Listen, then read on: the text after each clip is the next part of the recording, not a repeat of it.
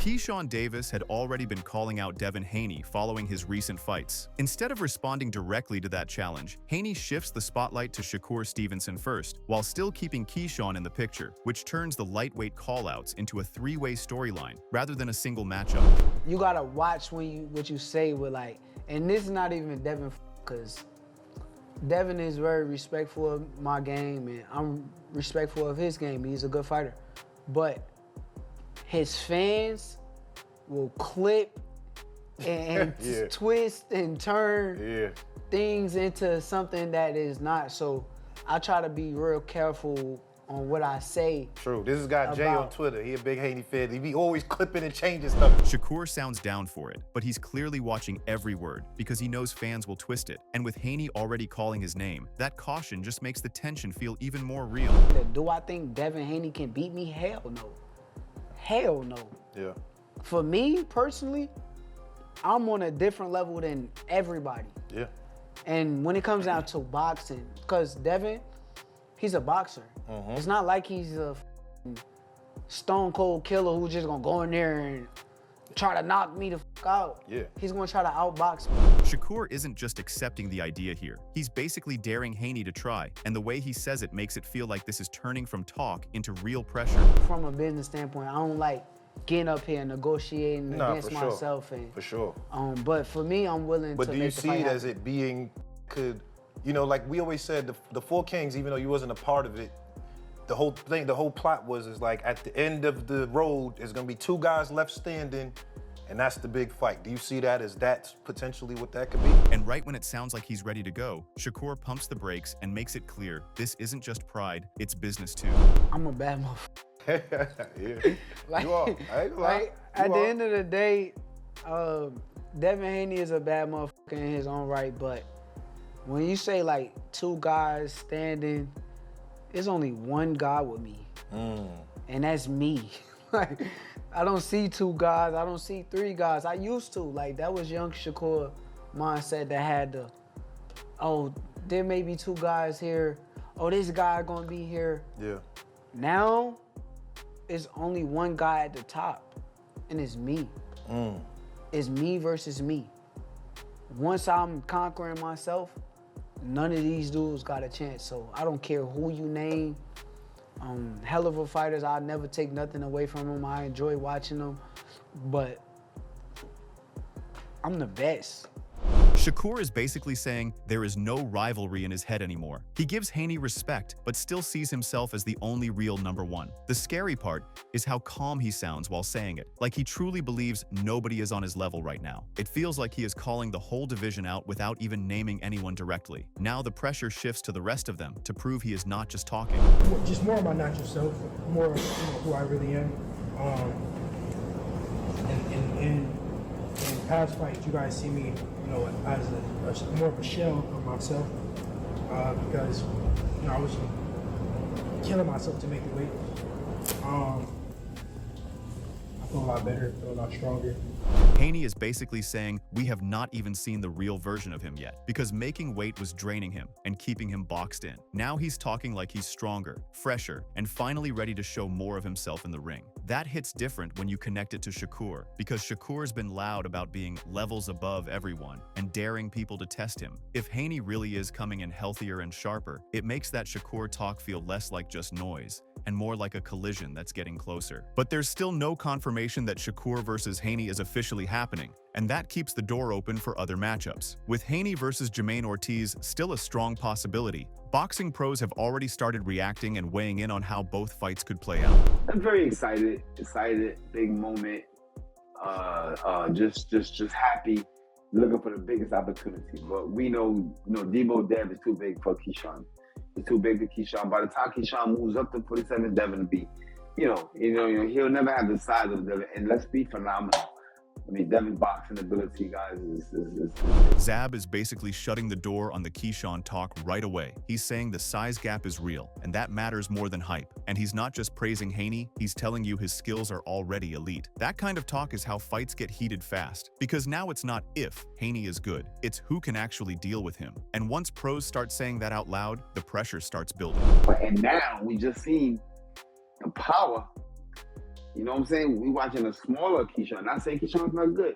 I'm just saying he's a smaller guy coming up to another weight class. There are weight classes for a reason. There are weight classes for a reason. But then again, like I said, they possess some special guys, like Terrence Crawford, like Floyd Mayweather, like certain other guys that are able to go up in that weight class and still be dynamite. You know that I'm dynamite. Does Keyshawn possesses that talent? We don't know yet. This is Zab going into the weight class politics that fans love to ignore. He's basically saying moving up isn't bravery, it's risk, and most people get exposed. Then he drops that special guys only list, which is a big statement, because now the question becomes, does Keyshawn have that rare level or not? And that doubt creates real suspense. It turns the whole call out into a test, not a dream. And tests are where careers change. I'm looking at paper. I'm looking at numbers. Men lie, women lie. Numbers don't lie. Right now to the numbers that his numbers against Devin Haney numbers don't match up. Devin has 33 fights. Keyshawn has 13, 12 fights. The level of experience. So that's what I'm saying, guys. So when I speak about Devin and this aspect of Keyshawn Davis and Devin, I'm speaking facts. I'm speaking numbers. I'm speaking realness. Anybody that don't agree with me, come on, let's debate. That's why we're here. Let's put them up. Let's go. Let's debate. You tell me a guy with 33 fights, not no bum fights, not no bum fights, top-notch fights against somebody that only had 14 fights. Okay, has only seen the lights 14 times. Versus somebody that's seen the lights walk in the big room 33 different times. You see what I'm saying, guys? I love Keyshawn Davis. That's my little bro right there. I fuck with him heavy. You know what I'm saying? But when we're talking about Keyshawn Davis versus Devin Haney at 147 pounds, no, my heart is 100%. Zab is coming with receipts, not feelings. He's comparing experience like it's a scorecard before the bell even rings. 33 fights versus 13 or 14 is not a small gap, and he's making sure you feel it. He even says he loves Keyshawn, so it doesn't sound like hate, it sounds like reality. That's what makes it hit harder. When a pro says, numbers don't lie, fans start arguing, and fights start getting real traction. And once that traction builds, the matchup starts feeling inevitable. 100%. 100%. 100%. Having that experience, being in those big fights, seeing the lights the way they see it, yes. Or else you're gonna have a Superman special power to get it done. Can Keyshawn come in there and win this fight? Yeah, he can. He gotta do some Superman shit. He gotta be Superman, you know? He gotta be touched by God and come down and yes, he can make it happen. So I don't want people getting and say, oh, well, you're not giving him no chance. No, I am giving him a chance. I'm gonna give him a chance, y'all. I'm gonna give him a chance. But he got to be blessed and touched by God to come down for him to move right up. I'm talking about the next fight, guys. One fight, move up and fight Devin.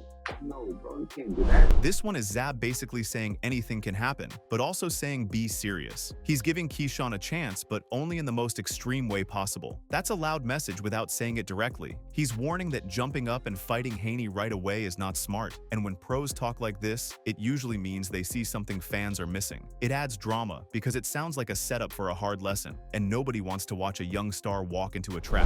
He's 13 fights. It's not. Why would you do that?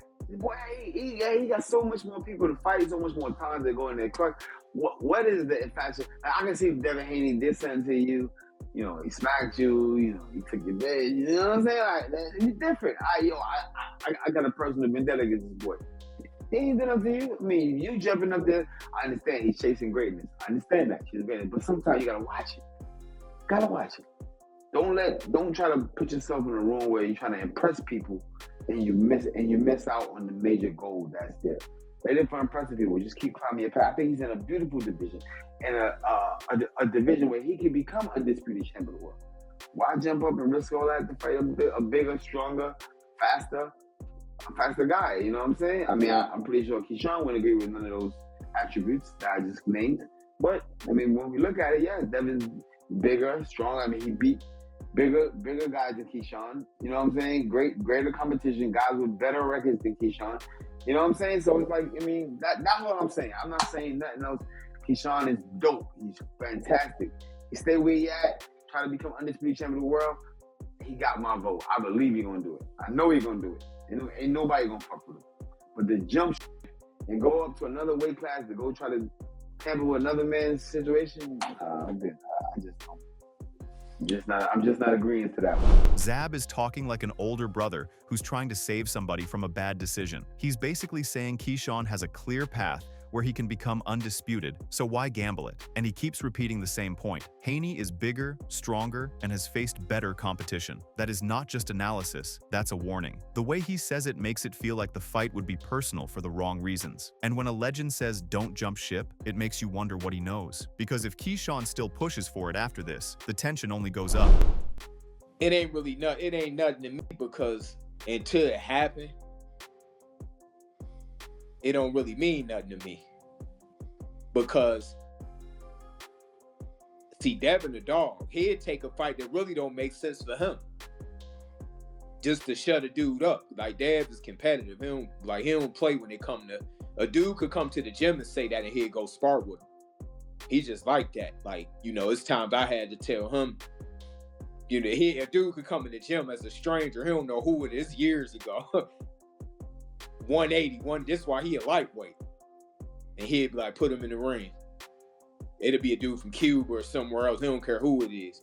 They'd just walk in the gym. I'm like, me as a trainer, I got to be responsible. Like, I still let him get in there, but like, we ain't letting nobody just walk in and just say we boxing with you, because they could hit you with a low blow.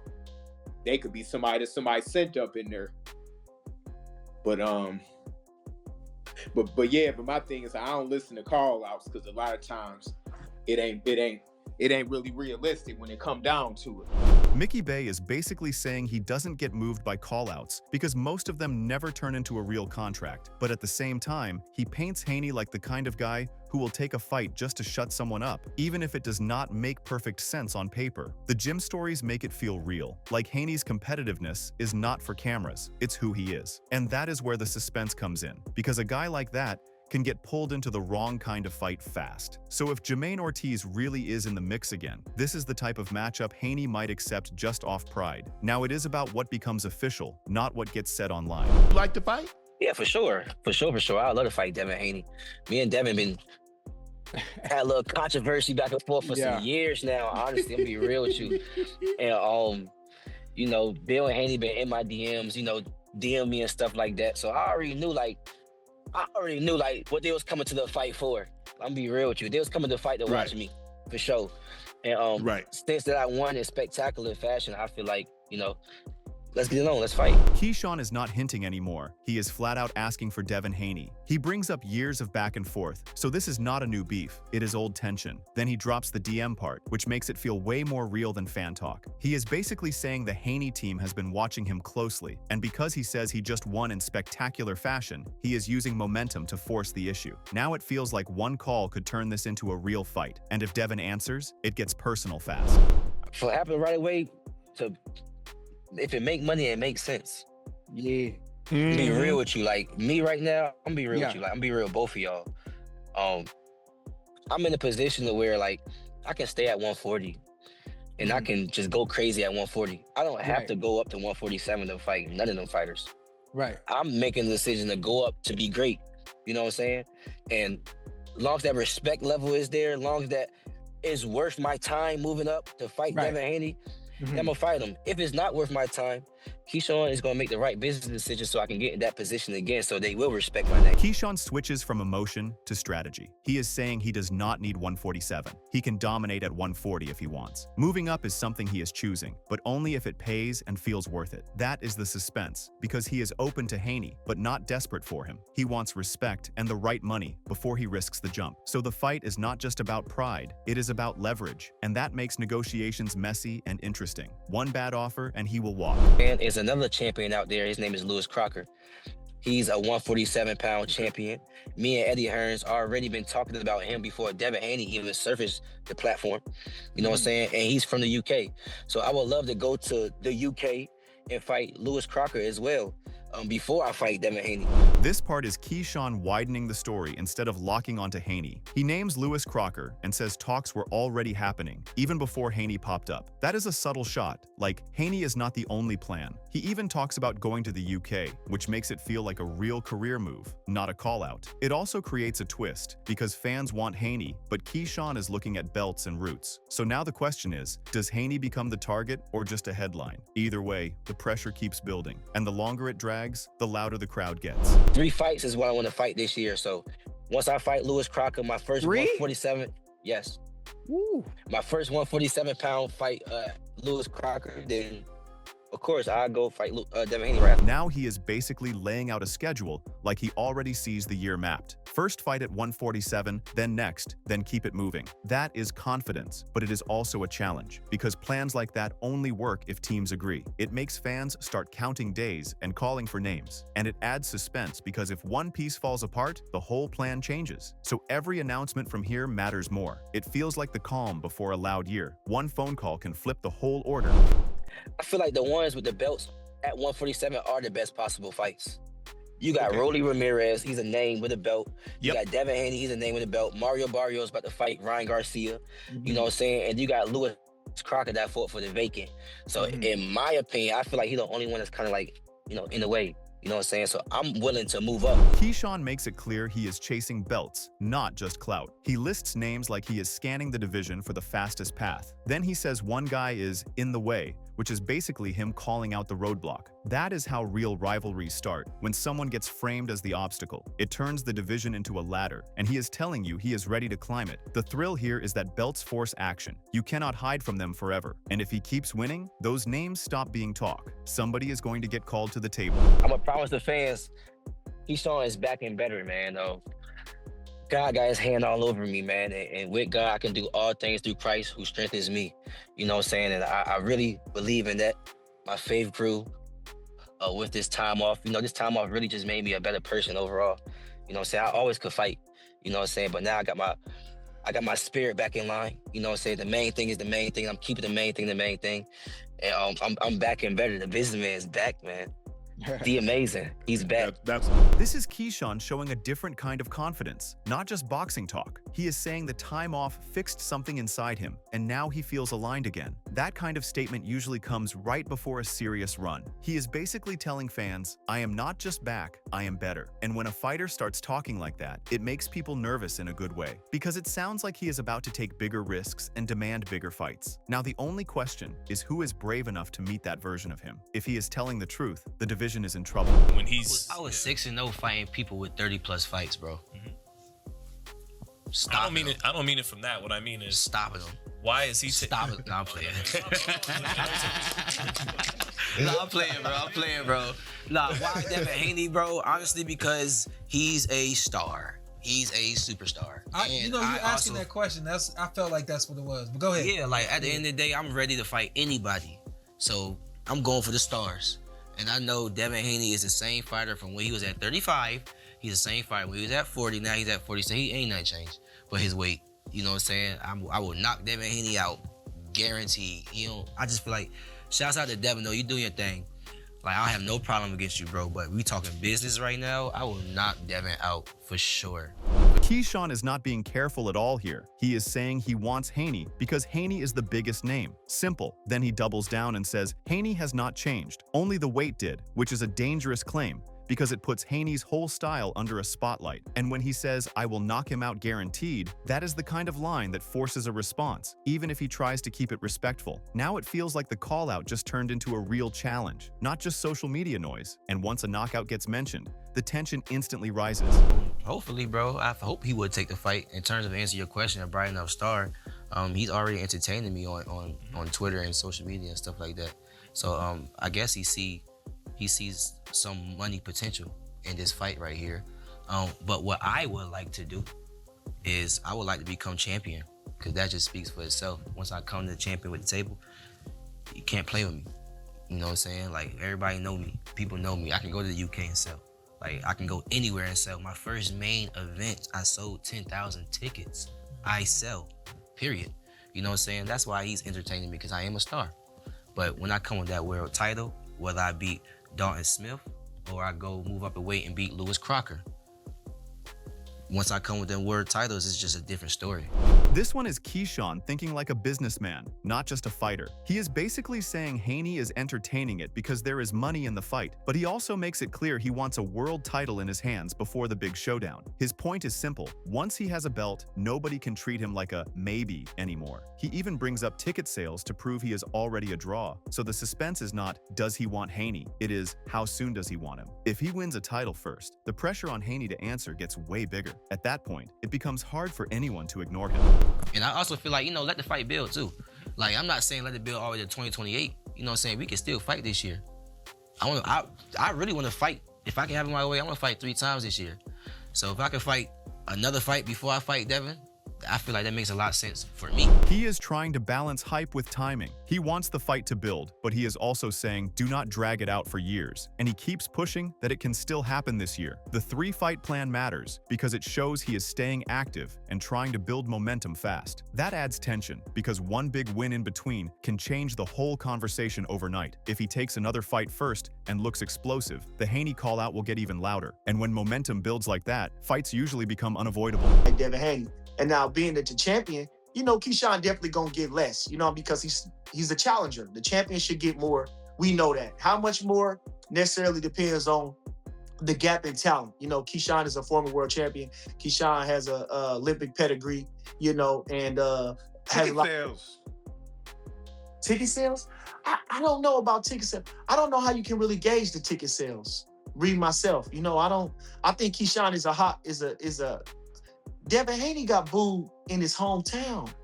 You remember that fight? Are you talking about the Regis fight? Did he fight him where he fought him in Oakland or something? Yeah, the Bay. Yeah, and he got booed in his hometown?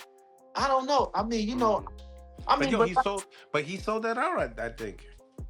I don't know if he sold it out. But I know right now he's hot. Devin Haney, he's coming back in a big way. Bernie is looking at this like a business first, not a fantasy fight. He is saying the champ should get more, and how much more depends on the talent gap. Then he pokes at the ticket sales talk and basically says it is hard to even prove. The wild part is him bringing up Haney getting booed at home, because that adds drama to the whole story. But he still ends it by saying Haney is hot right now and coming back in a big way. So even with the noise, Bernie is saying the moment is real. And when the timing feels right, fights like this start moving fast. As far as his fighting style, I don't know.